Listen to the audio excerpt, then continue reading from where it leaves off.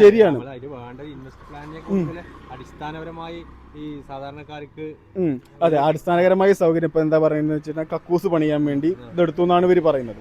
ഞാൻ ഒരു പൊളിറ്റിക്കൽ പാർട്ടിയും ചെയ്യാം. അപ്പോൾ ഇന്ന് 2026 ഈ വർഷം ഇവിടെ എത്ര കോടി കക്കൂസ് BJP പണിഞ്ഞു, അതിന് ഇത്ര പൈസ ചെലവാക്കി എന്ന് പറയുമ്പോൾ ഇതുവരെ രാജ്യം ഭരിച്ചുകൊണ്ടിരുന്ന ആൾക്കാരുണ്ടല്ലോ, അവർ അടിസ്ഥാന സൗകര്യങ്ങൾ അതിനുവേണ്ടി 16 years ചെയ്തിട്ടില്ല എന്നുള്ളതിന് തെളിവാണ്. അല്ലെങ്കിൽ പിന്നെ ഇതെങ്ങനെ ശരിയാവും?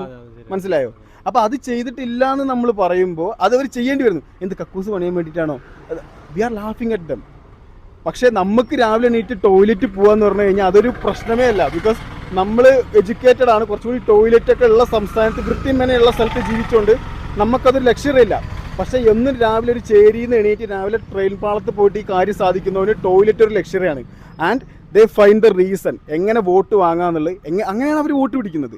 എന്താണോ ചെയ്യേണ്ടത്, നല്ല റോഡ്, നല്ല സൗകര്യം ഇത് കൊടുക്കുന്നു, വോട്ട് വാങ്ങുന്നു. എന്നിട്ട് അവർ ചിലപ്പോൾ രാമക്ഷേത്രം നിർമ്മിക്കുമായിരിക്കും. അത് ചെയ്യാൻ വേണ്ടിയിട്ട് എന്താ ചെയ്യുന്നത്? എന്താ നമ്മളാണ് അതിന് കാരണം. ഇത്രയും കാലം ഇത് ചെയ്യാതിരുന്നവന്മാരാണ് അതിന് കാരണം.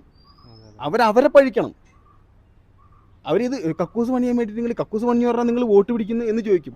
ഇതുവരെ പണിഞ്ഞ് കൊടുക്കാത്തതുകൊണ്ടാണ് അവർ കക്കൂസ് പണിഞ്ഞത്. അപ്പോൾ അതുകൊണ്ടാണ് ഈ കക്കൂസ് പണിഞ്ഞത്. സാധാരണക്കാരന് വലിയ ലക്ഷറിയാണ് അവിടെ.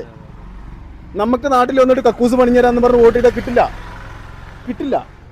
ഇവിടെ ഇപ്പോൾ ഇവർ എന്താ വോട്ട് ചെയ്യുന്നത് വെച്ചാൽ ഇവിടുത്തെ യുവാക്കൾ പുറത്തേക്കാണ് പോകുന്നത്.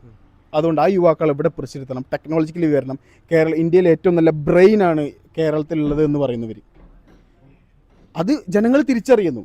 അതാണ് അവർ മുന്നോട്ട് വയ്ക്കുന്നത്. ഇപ്പോൾ BJP ഇവിടെ മുന്നോട്ട് വയ്ക്കുന്ന കാര്യം. ഞാൻ ഐ എം സെയിങ്, ഞാൻ എന്ത് ചെയ്യല്ല, ഒരു പാർട്ടിനൊക്കെ ഇല്ല. അപ്പം ഡിഫറൻസ് ഉണ്ട്. ഒരാൾക്കാർ എന്ത് പറയുന്നു, ഇന്ന കൂട്ടുകാർ ഒരുമിച്ച് നിൽക്കുന്നു, അല്ലെങ്കിൽ ഇന്ന വർഗീയ പാർട്ടികൾ ഇന്ന വർഗീയത പാർട്ടികൾ പറയുന്നു. ഇതിലും വലിയ വർഗീയത കാണിക്കുന്നവരായിരിക്കും. ഇവർ രാമക്ഷേത്രം പണിയുന്ന ആൾക്കാരാണ്. പക്ഷെ അവർ പറയുന്നത് എന്താണ്, ഇവർ മുന്നോട്ട് വയ്ക്കുന്ന ആശയം എന്താണ്?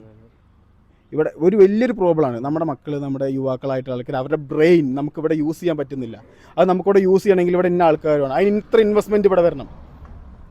അല്ലേ? റൈറ്റ് അല്ലേ? ശരി, പറയുന്നത് ശരിയല്ലേ? അതാണ് അവർ പറയുന്നത്. കുറച്ചുകൂടി വാലിഡ് പോയിന്റാണ്. ആ വാലിഡ് പോയിന്റ് ഇന്നത്തെ ഇലക്ഷനിൽ കണ്ടിട്ടില്ലെങ്കിലും നാളെ, കാരണം ഇന്നത്തെ ഇലക്ഷനിൽ കുറച്ച് ആൾക്കാർ, കുറേ വയസ്സായ ആൾക്കാരാണ്, അവർ സ്റ്റിക്ക് ഓൺ ചെയ്തിരിക്കുകയാണ് ഓരോ പാർട്ടികളിൽ. ഇതിനെ ഞാൻ വോട്ട് കുത്തു. ഒരു പാർട്ടി അടിമയുണ്ട്. ആ അടിമയുടെ ജനറേഷൻ ജസ്റ്റ് ഒന്ന് മാറി നിന്ന് വിചാരിച്ചോ.